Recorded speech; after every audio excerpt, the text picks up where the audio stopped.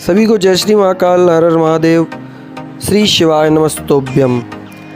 उज्जैन और कुबेरेश्वर धाम के लिए अगर आप नहीं गए हैं तो इस वीडियो में देखें।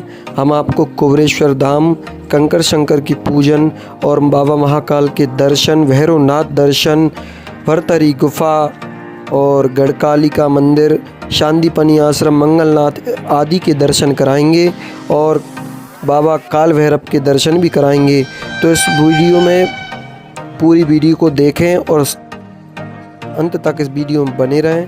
हम आपको सारी जानकारी देंगे कि कहां से आपको कुबेरेश्वर धाम जाना है, कैसे जाएंगे, क्या दूरी है, कितना समय लगता है, कहां पर आपको रुकने की व्यवस्था है, ये सब जानकारी हम लोग इस वीडियो बाबा महाकाल की मंदिर में लाइन में लग चुके हैं। लाइन में लगने का पता चला कि यहाँ भस्म आरती प्रारंभ हो चुकी है और श्रृंगार होने वाला है, तो हम लोग लाइन में लगकर ही ओम नमः शिवाय का जाप करते हैं। और यहाँ पर देखा कि अभी कम से कम 1 और 1.5 घंटा लगने वाला है।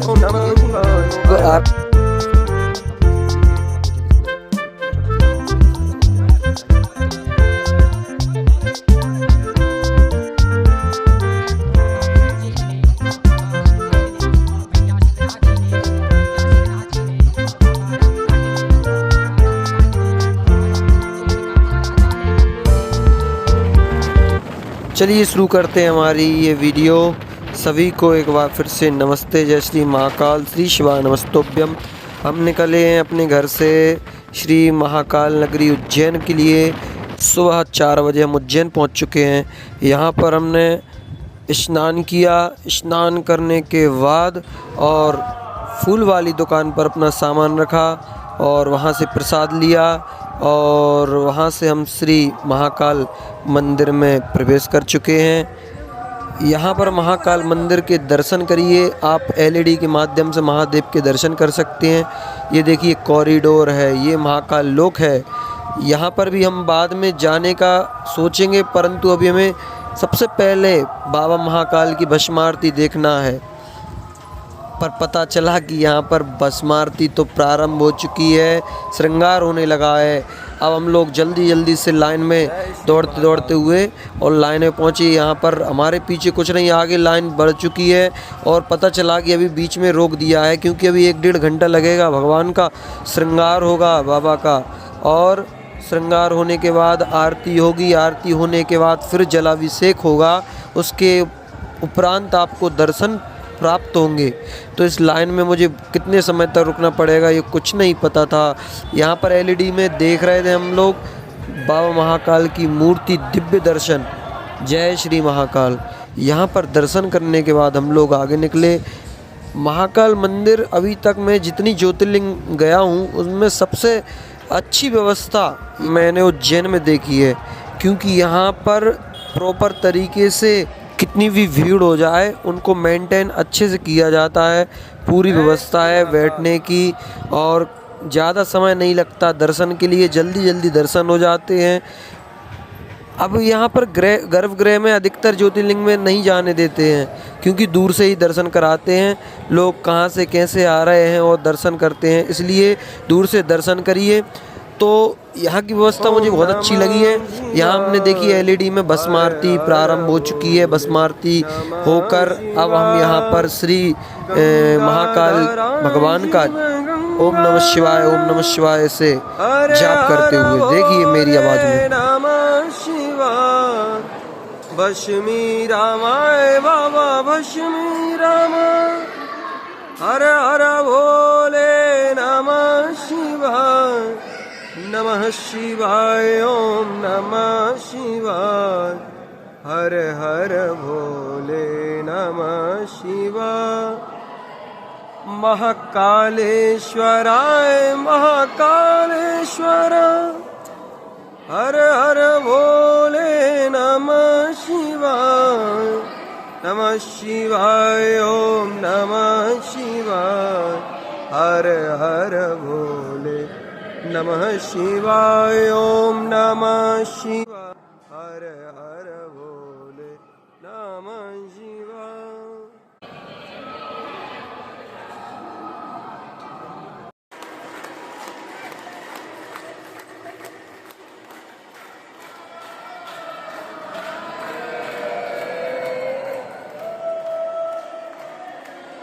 यहाँ पर आप देख सकते हैं बाबा महाकाल की आरती हो चुकी है। अब सभी भक्तगण इंतज़ार कर रहे हैं कब ये बैरिकेड खोलें और हम दर्शन करने के लिए बाबा महाकाल के जाएं। और ये अब बैरिकेड खुल चुके हैं। हम लोग सीधे बाबा महाकाल के गर्भगृह की ओर आ चुके हैं। यहाँ देखिए बड़ी सी एलईडी लगी हुई है, इसमें बाबा महाकाल के स्पष्ट दर्शन हो रहे हैं। देखिए कितने सुंदर भव्य तरीके से बाबा महाकाल के पूजा पाठ और अर्चना चल रही है। देखिए बहुत ही अद्भुत नज़ारा।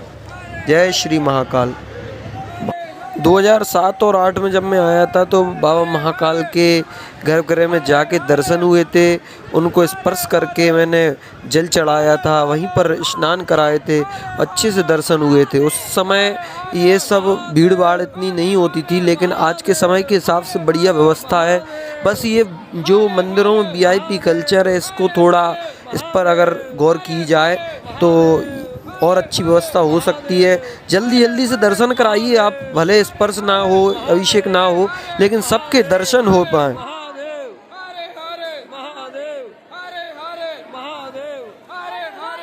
यहाँ हमने बाबा को प्रसाद चढ़ाया, उनके दर्शन किए और दर्शन करने के बाद हमने पूरा मंदिर प्रांगण में घूमा।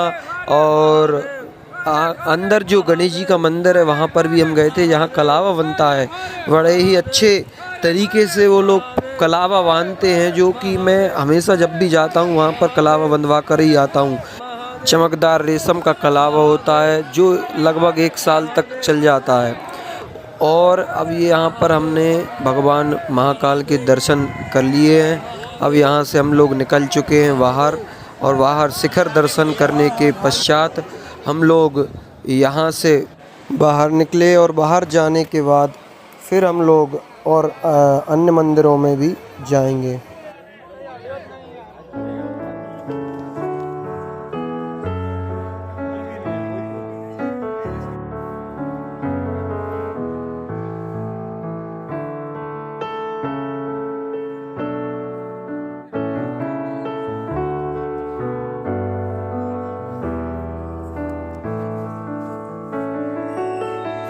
अब हम आ गए हैं श्री हरसिद्धि माता मंदिर शक्तिपीठ, जो कि महाकाल मंदिर के पिछली तरफ और रामघाट के पास में यह स्थान है, जो कि हरसिद्धि माता मंदिर के नाम से जाना जाता है।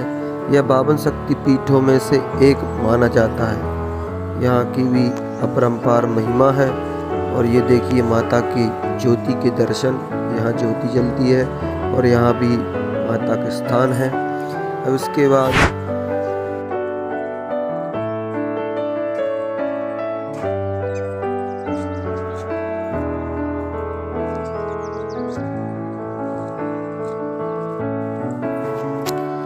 ये भरतरी गुफा सम्राट विक्रमादित्य के ज्येष्ठ भ्राता भरतरी के नाम पर है, जहाँ वह तप इत्यादि करते थे। यहाँ से जो 4 दरवाजे निकलते हैं अंदर गुफा के अंदर, तो कहते हैं पुराने समय में ये वह जो है चारों धाम के लिए निकलते थे। वहाँ से चारों धाम के लिए रास्ता था।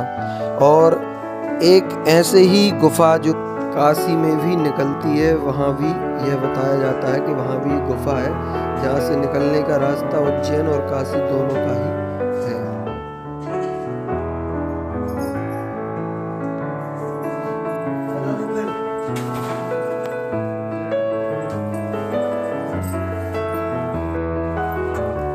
इन्हीं गुफाओं में राजा भरतरी ने यहाँ पर तपस्या की थी।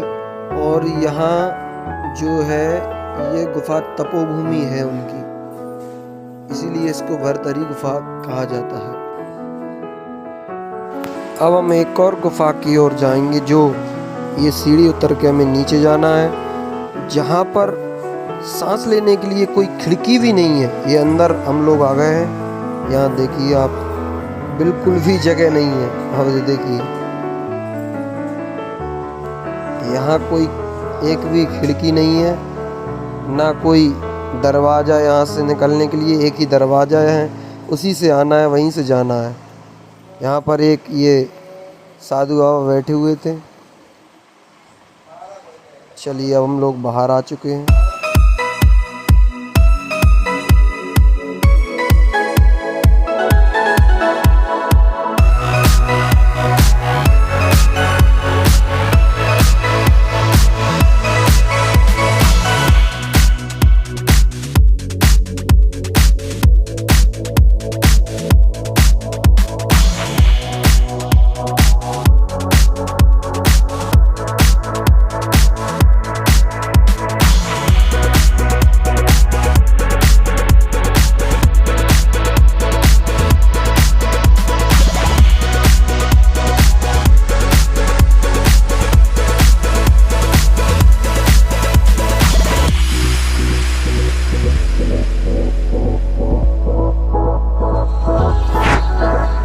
अब हम आ चुके हैं गढ़कालिका धाम माता मंदिर, जो कि काली जी का मंदिर है, दुर्गा जी का।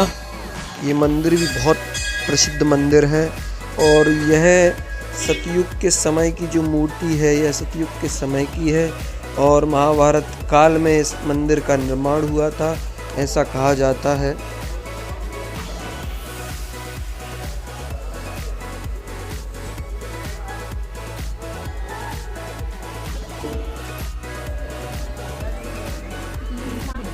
इन सभी जगहों पर मैं 2015 के महाकुंभ में सभी जगह घूम चुका हूँ। यहाँ गढ़कालिका, भरतरी गुफा और आदि आदि जगह, ये बहुत सी जगह है यहाँ पर, यह सब जगह मैं घूम चुका हूँ। अब हम लोग काल भैरव मंदिर आ चुके हैं, जो कि यहाँ का सबसे प्रसिद्ध। बाबा महाकाल के बाद अगर कोई यहाँ आता है तो उसकी सारी मनोकामनाएं पूरी होती है। यहाँ मदिरा का भोग बाबा काल भैरव को लगता है और वो स्वयं उस मदिरा को पान करते हैं, हम उनके मुख में डालते हैं और कहाँ जाती है किसी को नहीं पता चलता। यहाँ की ये महिमा है, यहाँ पर उसका भोग लगता है।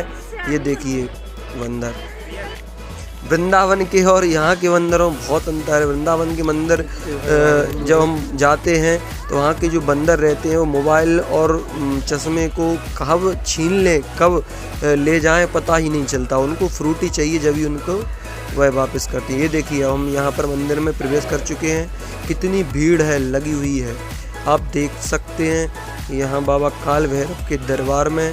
और यहाँ अभी कुछ भी भीड़ नहीं है, कम से कम 1 किलोमीटर लंबी यहाँ पर लाइन लगती है काल भैरव मंदिर में।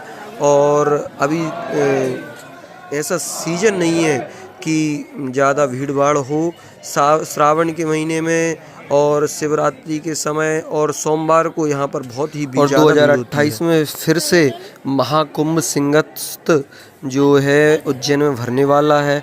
उस समय मैं यहाँ पर हो सके तो मैं बहुत समय तक रहूँगा और पूरे कुंभ को आप लोगों को दिखाने की कोशिश करूँगा, सभी जगह के दर्शन कराऊँगा, सभी साधु संतों के। यह सब बाबा महाकाल की कृपा हो। ये देखिए भैरवनाथ की सवारी के दर्शन, जय हो। इनके दर्शन करके और अब हम लोग बाबा भैरवनाथ के आपको दर्शन कराने वाले हैं। अभी बहुत ही भीड़ है यहाँ पर, देखिए ये देखिए बाबा भैरवनाथ के दर्शन। इनके जो मुख है इसी में मदिरा को डाला जाता है और यहाँ से कहाँ जाती है किसी को पता नहीं चलता। इसके बाद हम आपको कुबरेश्वर धाम में ले चलेंगे, उसकी वीडियो भी हम आपको इसी के साथ जोड़ रहे हैं, तो उसको भी आप ज़रूर देखें, पूरी वीडियो देखें कुबरेश्वर धाम की।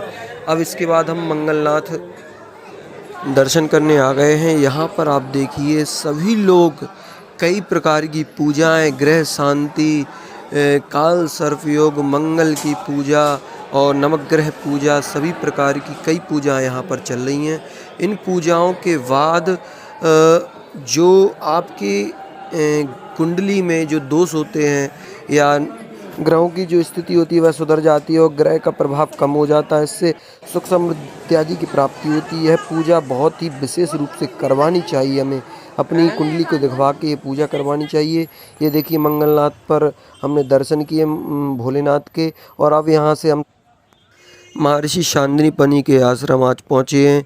यहाँ पर सांदीपनि आश्रम उज्जैन का वह प्रसिद्ध आश्रम है जहाँ पर भगवान श्री कृष्ण, भगवान बलराम जी और सुदामा जी ने यहाँ पर विद्या अध्ययन की थी और यहीं पर भगवान श्री कृष्ण और सुदामा जी की मित्रता हुई थी। महर्षि सांदीपनि के आश्रम में ही भगवान श्री कृष्ण ने जो है 64 कलाओं का अध्ययन किया था और उनका ज्ञान भी उन्हें यहीं से प्राप्त हुआ था। यही वह आश्रम है। यह चलिए हम आपको इस आश्रम के दर्शन कराते हैं।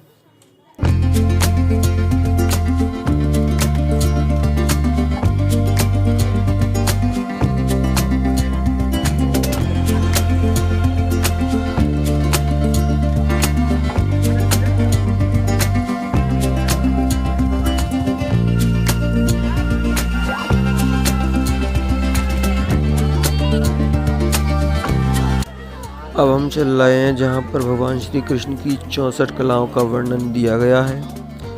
ये जो आप देख रहे हैं इस कुंड का नाम है गोमती कुंड और 64 कला आगे अब हम चलेंगे जहाँ पर चित्रकला के माध्यम से भगवान श्री कृष्ण की 64 कलाओं का वर्णन किया गया है।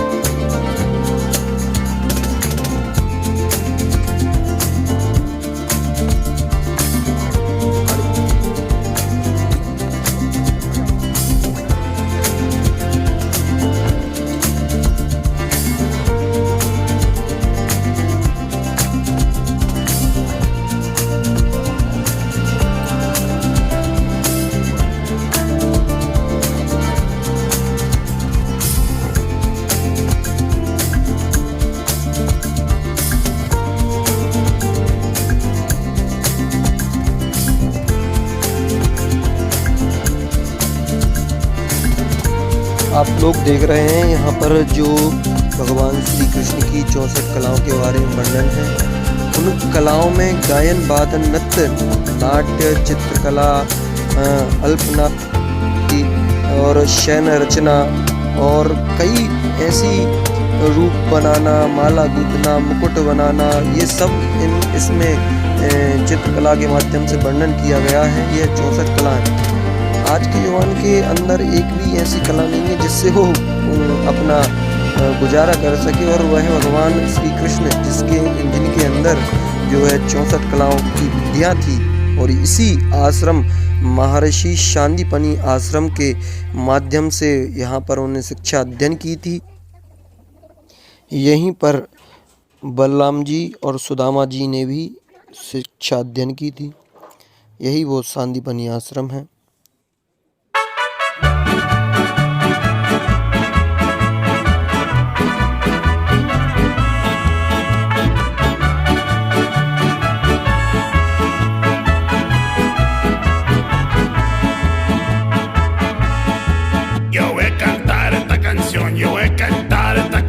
Para mi gente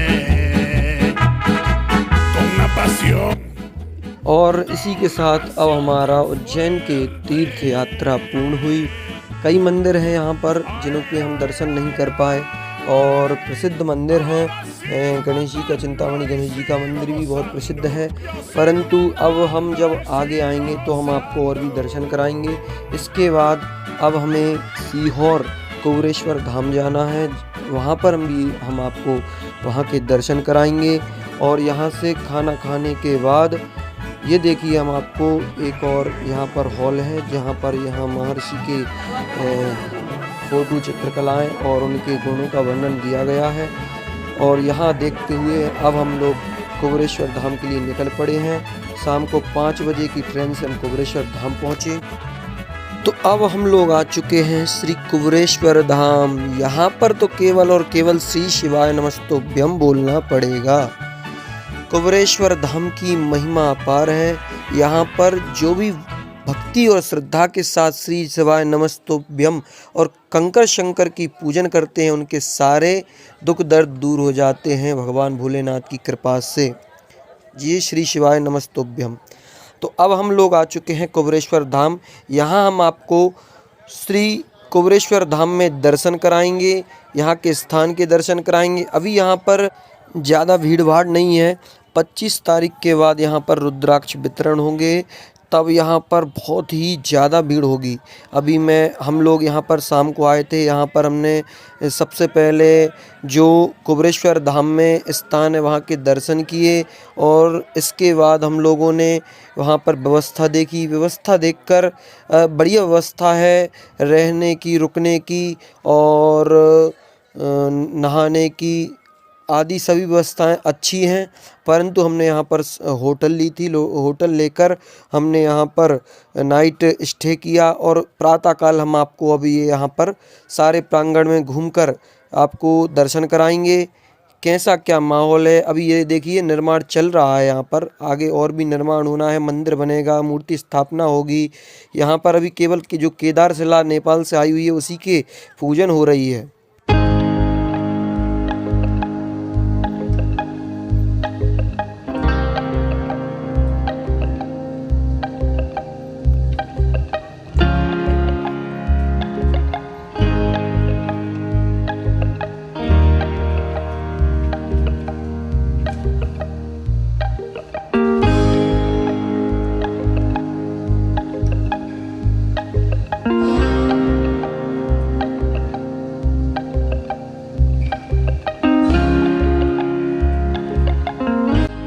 ये देखिए मंदिर निर्माण अभी जारी है। ये पीछे भोलेनाथ की जो है मूर्ति बनी हुई है। और ये देखिए गौशाला, ये यहाँ पर गौशाला है, मुरली मनोहर गौशाला। और आगे ये जो पांडाल दिख रहा है, टेंट टीन सेट, इसके अंदर स्नान करने के बाद रुकने की, कपड़े सुखाने की, और जब ज़्यादा भीड़ होती है यहीं रुकते हैं सभी लोग। और अभी खुले में भी कई लोग रुके हुए हैं यहाँ पर। ये जो है सत्संग भवन है जहाँ पर कथा पांडाल है, इसके अंदर कथा होती है और भजन कीर्तन इत्यादि जो भी होते हैं। ये देखिए ये है केदार शिला जो कि नेपाल से आई हुई है। ये लोग जो पूजन कर रहे हैं यही है वो केदार शिला, जिसकी पूजन धूप दीप नैवेद्य इत्यादि से पूजन कर रहे हैं ये सभी लोग। यही आस्था का केंद्र है। अभी यहाँ पर कोई भी मूर्ति स्थापना नहीं हुई, परंतु फिर भी लोग इतनी तादाद में यहाँ पर आते हैं, दर्शन करते हैं और यहाँ से जो आस्था जुड़ी है उसी के साथ जो मनोकामनाएं लेकर आते हैं वो पूर्ण होती है।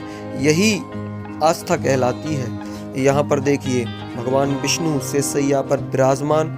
और ये जो है भोजनशाला है, यहाँ पर भंडारा इत्यादि होता है। और अब हम आपको वह जगह बताएंगे जहाँ पर रुकने की व्यवस्था और भोजन जहाँ पर होता है। ये देखिए बढ़िया साफ सफाई अच्छी है। ये जो हॉल है अंदर, ये आपको मैं पास से दिखाऊंगा। ये देखिए ये जो हॉल है, ये देखिए आप क्लियर अच्छे तरीके से। इसी हॉल में हम लोग रात को जब आए थे यहीं रुके थे। पंखा वगैरह सब व्यवस्था है, मगर यहाँ पर सिक्योरिटी और हमारा जो सामान था उसी के चक्कर में हम लोगों ने कहा नींद लगे कहाँ क्या सामान रखा है, इसलिए हम लोगों ने होटल ले लिया रात को। और अभी ज़्यादा भीड़ नहीं है तो होटल भी अभी कम रेंज में ही मिल गए और अवेलेबल हो गए। इसमें हमने रात नाइट वहीं पर स्टे की। यहाँ पर अब हम सुबह चेकआउट करके और अपने घर निकलेंगे। यहाँ देखिए आप दर्शन करिए। यहाँ पर रुद्राक्ष वितरण होने के लिए आपको आधार कार्ड जमा, यहीं पर जो संस्था के द्वारा बिटले सेवा समिति है उसी के द्वारा जो रूम रहने के लिए मिलते हैं, यहीं पर पर्ची कटवानी पड़ती है। और ये देखिए पांडाला पूरा बहुत अच्छी सुंदर व्यवस्था है। 25 तारीख के बाद यहाँ पर जो भीड़ भाड़ आनी शुरू होगी, क्योंकि रुद्राक्ष वितरण 25 तारीख के बाद होंगे। यहाँ पर ये देखिए, यहाँ पर ये बाथरूम है, यहाँ पर ही जाकर फ्रेश होने की और स्नान करने की सभी व्यवस्थाएं हैं।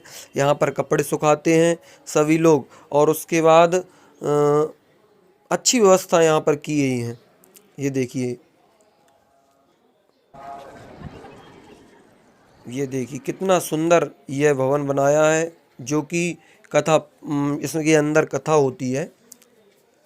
श्री शिवाय नमस्तुभ्यम।